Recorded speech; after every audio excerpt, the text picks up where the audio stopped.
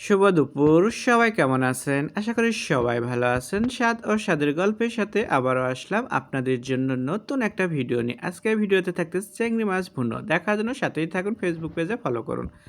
তো আমি চলে আসলাম চুলোতে। তো আমি এখন ডাইরেক্ট রান্না করে দেখাবো। সবকিছু আবার রেডি করে নিয়ে নিছি। তো চুলোয় আসার পরে প্যান বসিয়ে দিলাম। দিয়ে আমি এখানে দিয়ে দিচ্ছি রান্নার জন্য তেল পরিমাণ মতো। তো তেল দিলাম, দেওয়ার পরে সাথে আমি দিয়ে দিচ্ছি একটু পেঁয়াজ কুচি অ্যান্ড সাথে কাঁচামরিচ থাকতেছে।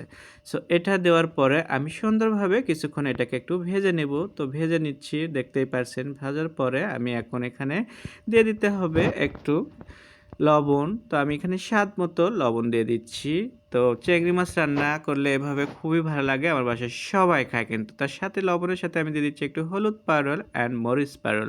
তো এটাকে দিয়ে আমি সাথে দিয়ে দিচ্ছি, দেবো একটু আদা রসুন বাটা। তো হাতের পাশে আছে আদা রসুন বাটা, আমি পরিমাণ মতো দিয়ে দেবো আদা রসুন বাটা। তো আদা রসুন বাটা দিয়ে আমি ভালো করে মশলাটাকে কষায় নেব।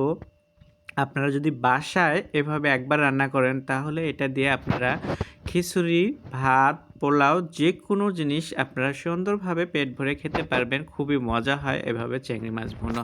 তো যাই হোক, মশলাটাকে আমি সুন্দরভাবে কষায় নিচ্ছিলাম, সাথে আমি দিয়ে দিচ্ছিলাম মশলা কষানোর জন্য করে একটু পানি।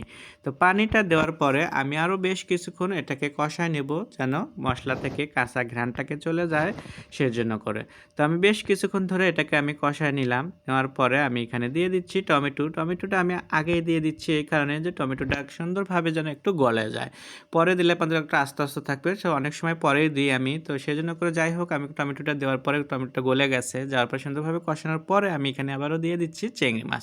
যে চিংড়ি মাছটা আমি আগে থেকে ধুয়ে ক্লিন করে রেখে দিচ্ছিলাম। তো চিংড়ি মাছ ভুনা আজকে আমাদের খুবই একদম ইউনিক একটা খাবার। তা আমাদের তো রেগুলার থাকেই মাছ, মাংস। তো এর জন্য করে আমি আপনাদেরকে যে কোনো একটা করে আপনাদেরকে রেসিপিটার ভিডিও দেখাই, আমি সবগুলো আমি একসাথে দেখাই নেয়।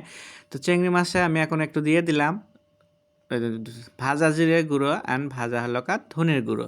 তো ভাজা জিরে গুঁড়ো, ধনের গুঁড়ো যখন আপনারা দেবেন তখন দেখবেন যে এটা সুন্দর একটা ফ্লেভার আসবে আর এটা একটা স্বাদ আসবে। এটা কিন্তু নামানোর আগ দিয়ে দিতে হয়।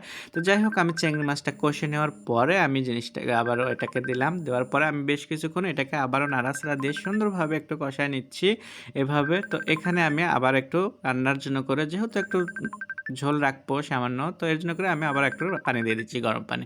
তো গরম পানিটা দেওয়ার পরে আমি ভালোভাবে একটু মিক্স করে নিলাম। নেওয়ার পরে আমি এটাকে আবারও একটু রান্না করে নিচ্ছি।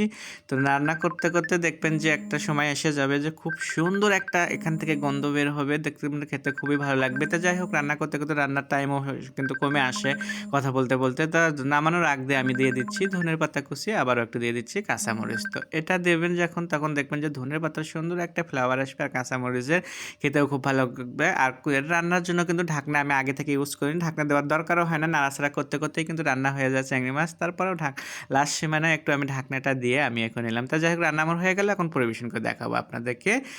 সো হয়ে গেল আমার পরিবেশন করা। আশা করি আপনাদের ভালো লাগবে। আপনাদের যদি ভালো লাগে থাকে, স্বাদ ও স্বাদের গল্পের সাথে থাকবেন। বেশি বেশি শেয়ার কমেন্ট করুন। নতুন নতুন ভিডিও দেখার জন্য সাথেই থাকবেন। আল্লাহ হাফেজ।